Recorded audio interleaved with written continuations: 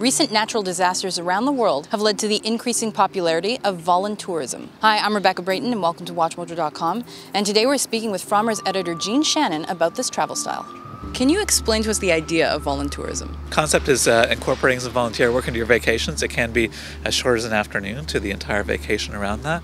It's really got popular in the last 5 years. People saw what was happening in Katrina, how you can make a difference in these places. So there's a lot of trips now based around getting in and seeing a different side of a place that way. What are the pros and cons of this type of travel? Well, I think one of the great strengths is that it really lets you see a side of the destination that you wouldn't otherwise get to. And it appeals to a lot of experienced travelers that way. Cons, I think, really one thing that people are surprised about is that there are fees associated with the trips. People think you're volunteering, it's free, but a lot of the fees are to cover your accommodation and your food while you're there, and just have a program set up so that you can actually make the maximum contribution once you get there right away. Could you give us a few examples of possible travel locations that would fall under this category?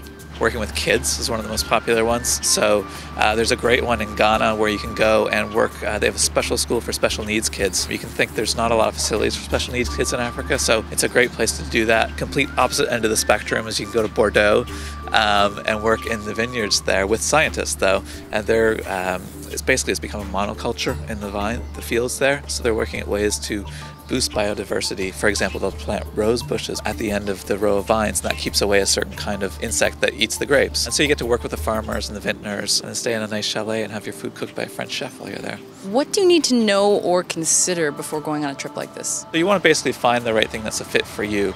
Is it a topic that you're passionate about? How experienced is the tour operator? What other kind of people will be on the trip with you? Where will you be staying? Has the community been involved in selecting that this is a priority for that area and something that the community actually needs? Is it really possible to make a difference in as little as a week? This is where you see why it's important to actually do it through an organized provider, because they've done all the groundwork and the legwork so that when you get there, you're making a difference right away and maximizing that. And we also designed it around, remembering that it's your vacation and having great things to do around there. So if you fly all the way across the ocean, for example, you're going to have at least a few days to look around and take in some of the sites that are close by. Is there ever a danger on a trip like this? It's minimized, I think, because you're going through an organized provider who, usually is based in that area, has no interest in you getting in trouble because that's bad for their business. That said, it obviously depends on your level of comfort. There are certain trips where some of the risks may be higher in terms of,